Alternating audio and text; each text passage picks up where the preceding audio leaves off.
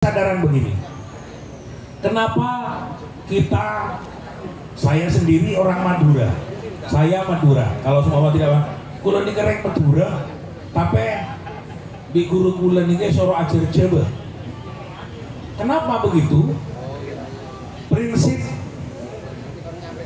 kalau kita yang melihat apa yang disampaikan Pak Nanang itu pasti akan terjadi, yaitu kita kehilangan akar kebudayaan kita. Saya ke Thailand, hurufnya Thai. Saya ke Jepang, ke Kyoto lama, di Universitas Kyoto, itu belajar huruf kanji, katakana hiragana. Lalu saya ke Yerusalem, belajar dengan Kristen Ortodok pada waktu itu, sampai terakhir saya dengan ibu saya ke Mekah. Ke Arab semuanya hurufnya Arab. Lalu saya berpikir, Cina Mandarin, Arab itu hurufnya Arabik, lalu Eropa hurufnya Latin, Romawi. Lalu pindah ke Mesir, hurufnya juga seperti lunar. Nah, kenapa mereka jaya? Karena mereka tidak meninggalkan aksara nenek moyangnya. Saya dari sekian ini, banyaknya orang di Jogodolo, siapa yang bisa membaca aksara yang di bawah patung Jogodolo?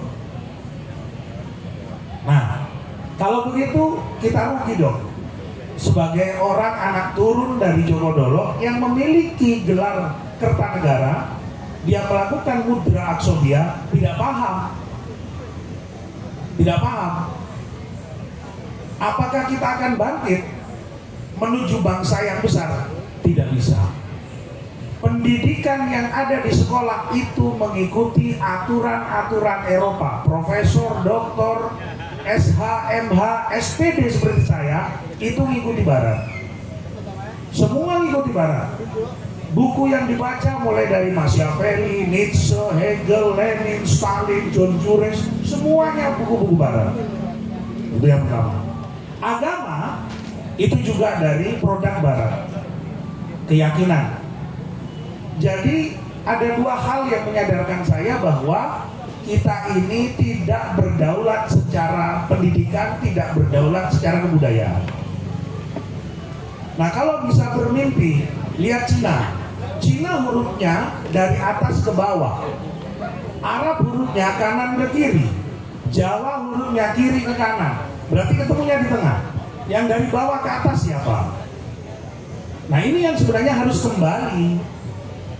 Bali itu semuanya secara filsafat, Batak semua filsafat, Sunda sebagai filsafat, semuanya aksara Jawa. Makanya sampaikan Pak Nanang ada 12 aksara, tapi secara tertulis di dalam hukum leluhur ada 27. Sunda itu menjadi 4, Batak menjadi 4, Madura menjadi 4, Jawa menjadi 4. Jawa, Kawi, Palawa, Sanskerta. Kalau mencari Asmaul Husna, Jawa 20, ya, Kawi 25, Palawa 3, 7, 98. Tambah 20, 70, tambah 20 berarti 98. Berarti 199, satu Tuhan. Coba cek tuh. Ini tidak pernah dipelajari. Makna yang sesungguhnya kita sudah tidak pernah belajar kepada leluhur. Cina tidak akan pernah meninggalkan aksara Mandarin. Coba lihat di Kia-Kia. Kenapa di sepanjang Perak, ini bukan masalah rasis, dari Perak sampai Ayani lebih banyak bangsa-bangsa pendatang yang punya uang. Bangsa Jawa sendiri minggir pinggir kenjeran, minggir mengelakar santri, minggir ke daerah Simokerto. Karena sampean sudah terpapar dogma asing. Tulisannya kalau tidak ada tulisan SAMPORNA tidak beli. Tapi tulisan Jogodolo aksara Jawa nggak dibeli. Tapi nek kalau ini ditunggu. Saya kasih contoh.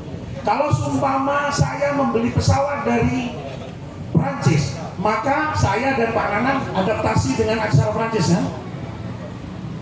Nah, teknologi orang Prancis datang ke Indonesia, akhirnya kita adaptasi.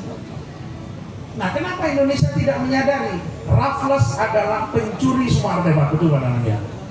dia punya kepentingan. Dia punya kepentingan agar kita itu nanti ke depannya hilang akar kebudayaan kita.